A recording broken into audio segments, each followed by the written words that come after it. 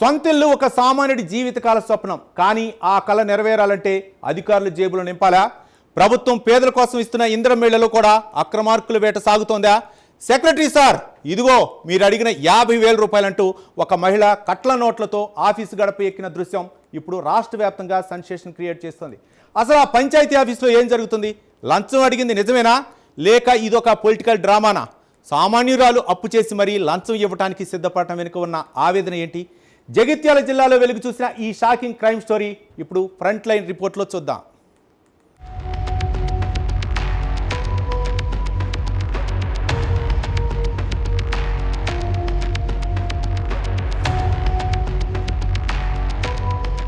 జగిత్యాల జిల్లా సారంగాపూర్ మండలంలోని నాగనూరు గ్రామ పంచాయతీ.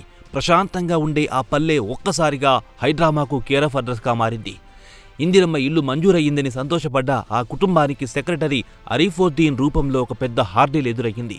ఇంటి నిర్మాణం కోసం ముగ్గు పోసి సిద్ధపడితే ఫోటోలు తీసి ఆన్లైన్లో అప్లోడ్ చేయడానికి 50,000 రూపాయలు డిమాండ్ చేశారనేది బాధితురాలి ప్రధాన ఆరోపణ. గంగమ్మ అనే ఆ సామాన్యురాలు తన గూడు కోసం పడుతున్న వేదన వర్ణనాతీతం.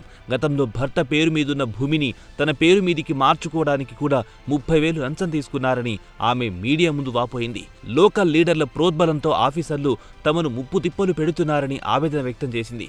అధికారుల ఫైల్ ముందుకు కదపాలంటే చేయి తడపక తప్పని పరిస్థితి అక్కడ స్పష్టంగా కనిపిస్తోంది. అందుకే అప్పు చేసి మరీ కట్టల నోట్లతో ఆఫీస్కు చేరింది ఆ మహిళ.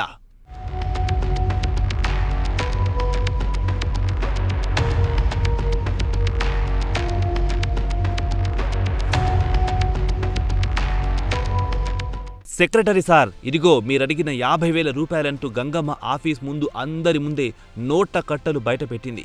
ఒక్క రూపాయి కూడా తక్కువ కాలేదు, కావాలంటే లెక్క పెట్టుకోండి అంటూ ఆమె ప్రాధాయపడ్డ తీరు చూస్తుంటే వ్యవస్థ ఎంతలా కుళ్ళిపోయిందో అర్థమవుతోంది. ఇక్కడ అసలు ప్లాన్ ఏంటంటే సామాన్యుల అవసరాన్ని ఆసరాగా చేసుకుని అక్రమ వసూళ్లకు పాల్పడ్డం. అయితే ఈ స్టోరీలో మరో ట్విస్ట్ కూడా ఉంది.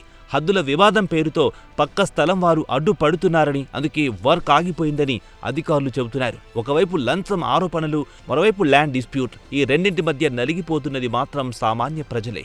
ఇంటి ఫోటో తీయడానికి కూడా వేలలో డిమాండ్ చేస్తున్నారంటే సామాన్యుడు ఎవరికి చెప్పుకోవాలి? బయట వడ్డీకి తెచ్చి మరీ లంచం ఇస్తున్నా అధికారులు తప్పించుకు తిరుగుతుండడం వెనుక ఉన్న మర్మమేంటో పోలీస్ ఇన్వెస్టిగేషన్లో తేలాల్సి ఉంది.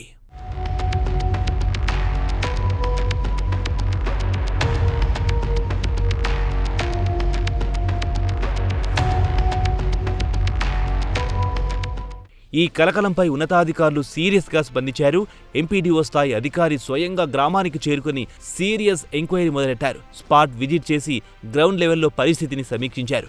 బాధితుడు ఇల్లు కట్టే స్థలం తమ హద్దుల్లోకి వస్తుందని 10 మంది గ్రామస్తులు అభ్యంతరం వ్యక్తం చేసినట్టు దర్యాప్తులో వెల్లడైంది.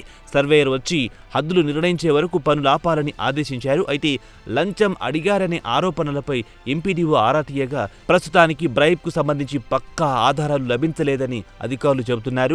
నిధుల మళ్లింపు అంశంపై కూడా లోతైన విచారణ జరిపి జిల్లా పంచాయతీ అధికారికి పూర్తి నివేదిక అందజేస్తామని దర్యాప్తు అధికారులు స్పష్టం చేశారు.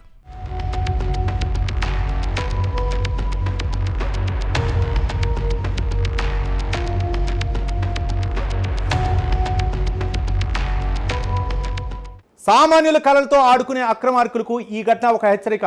లంచం అడగటం ఎంత నేరమో ఇవ్వటం కూడా అంతే నేరం. కానీ నిస్సహాయ స్థితిలో ఉన్న ప్రజలను వేధించడం అత్యంత అమానుషం. ప్రజలారా, మీ హక్కుల కోసం పోరాడండి. అక్రమార్కుల ఆగడాలను ధైర్యంగా బయటపెట్టండి. అధికారులు కూడా పారదర్శకంగా వ్యవహరించి బాధితులకు త్వరితగతిన న్యాయం చేయాలి.